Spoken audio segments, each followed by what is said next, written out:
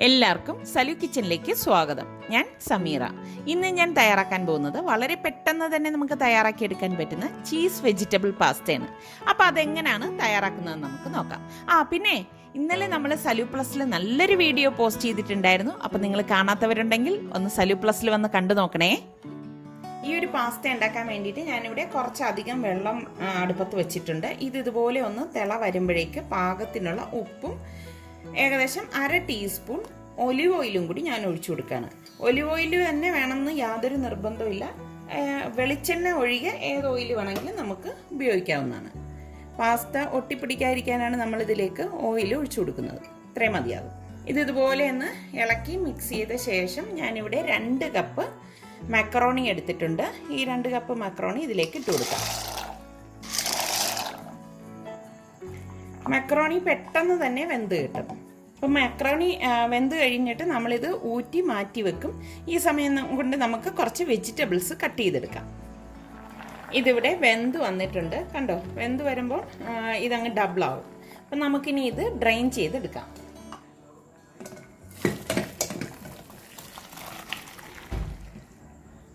ഇനി ഇത് തണുത്ത വെള്ളം ഒഴിച്ച് നന്നായിട്ടൊന്ന് വാഷ് ചെയ്തെടുക്കണം.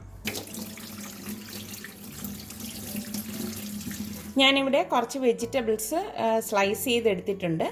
ഞാനൊരു പൊട്ടറ്റോ ഇതുപോലെ കനം കുറച്ചാണ് അരിഞ്ഞെടുത്തിരിക്കുന്നത്. കണ്ടോ? ഈ ഒരു രീതിയിലാണ് കട്ട് ചെയ്തെടുത്തിരിക്കുന്നത്. പെട്ടെന്ന് വെന്ത് കിട്ടാനാണ് അങ്ങനെ ചെയ്യുന്നത്. പിന്നെ ഒരു ക്യാരറ്റ്, ഒരു പച്ചമുളക്, 6-7 വെളുത്തുള്ളി ഒന്ന് ചതച്ചെടുത്തത്, പിന്നെ ബ്രൊക്കോളി ഏകദേശം 1/4 കപ്പ്, ഒരു സവാള ഇതുപോലെ സ്ലൈസ് ചെയ്തെടുത്തിട്ടുണ്ട്. ഇത് ഇത്രയും നമുക്കിനി ഒന്ന് വഴറ്റിയെടുക്കണം. ഞാനിവിടെ ഒരു പാൻ അടുപ്പത്ത് വെച്ച് ചൂടാക്കാൻ വെച്ചിട്ടുണ്ട്. ഇതിലേക്ക് ഞാൻ 2 ടേബിൾ സ്പൂൺ ഓയിൽ ഒഴിച്ചു കൊടുക്കുകയാണ്. ഇത്രയും മതിയാകും. എണ്ണ ഇവിടെ ചൂടായിട്ടുണ്ട്. ഇതിലേക്ക് നമ്മൾ ഈ ചതച്ച് വെച്ചിരിക്കുന്ന വെളുത്തുള്ളിയും ഈ അരിഞ്ഞ പച്ചമുളകും കൂടി ഇട്ട് കൊടുക്കാം. വെളുത്തുള്ളിയുടെ ഈ പച്ച മണം മാറുമ്പോഴേക്കും നമുക്ക് ഈ അരിഞ്ഞു വെച്ചിരിക്കുന്ന വെജിറ്റബിൾസ് എല്ലാം കൂടി ഇതിലിട്ടിട്ട് വഴറ്റി കൊടുക്കാം.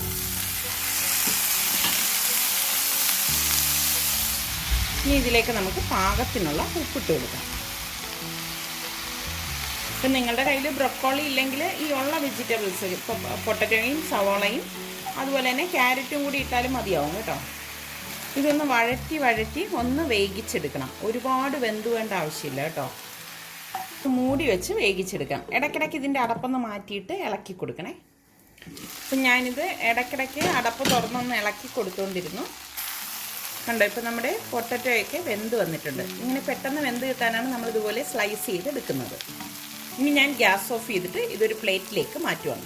നന്നായിട്ട് തണുത്ത ശേഷമാണ് നമ്മളിനി ഇത് മിക്സ് ചെയ്തെടുക്കുന്നത്. ഒരുപാട് തണുക്കണം എന്നില്ല കേട്ടോ, ചെറുതായിട്ടൊന്ന് തണുത്ത് കിട്ടിയാൽ മതി. ഞാനിതുപോലെ ഒരു ബൗൾ എടുത്തിട്ടുണ്ട്. ഇതിലേക്ക് ഞാനിവിടെ 6 മുട്ട എടുത്തിട്ടുണ്ട്. നിങ്ങൾക്ക് എത്രയാണോ മുട്ടയ്ക്ക് ആവശ്യം അതിനനുസരിച്ച് എടുത്താൽ മതി. ഈ മുട്ട ഈ ബൗളിലേക്ക് പൊട്ടിച്ചൊഴിച്ചു കൊടുക്കാം.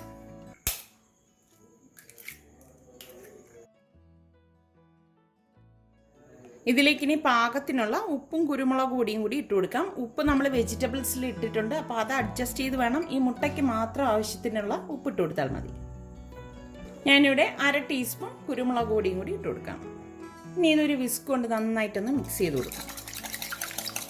ഇത് രാവിലെ കുട്ടികൾക്കൊക്കെ ബ്രേക്ക്ഫാസ്റ്റ് ആയിട്ടോ അല്ലെങ്കിൽ ഡിന്നറിനോ ഒക്കെ ഉണ്ടാക്കി കൊടുക്കാൻ പറ്റുന്ന ഒരു പാസ്ത റെസിപ്പിയാണ്. ഇത് നല്ലതുപോലെ മിക്സ് ചെയ്ത ശേഷം ഞാൻ ഇതിലേക്ക് 1 ടീസ്പൂൺ ഒറിഗാനോ കൂടി ഇട്ട് കൊടുക്കുകയാണ്. ഒരു പ്രത്യേക ടേസ്റ്റിന് വേണ്ടിയിട്ടാണ് ഇതിട്ട് കൊടുക്കുന്നത് കേട്ടോ. നന്നായിട്ടൊന്ന് മിക്സ് ചെയ്യാം. ഇതുപോലെ മിക്സ് ചെയ്ത ശേഷം നമുക്ക് ഈ വേവിച്ച് വെച്ചിരിക്കുന്ന വെജിറ്റബിൾസ് ഇതിലേക്ക് ഇട്ട് കൊടുക്കണം. ഇനി ഇതുപോലെ ഒന്ന് മിക്സ് ചെയ്ത് കൊടുക്കാം.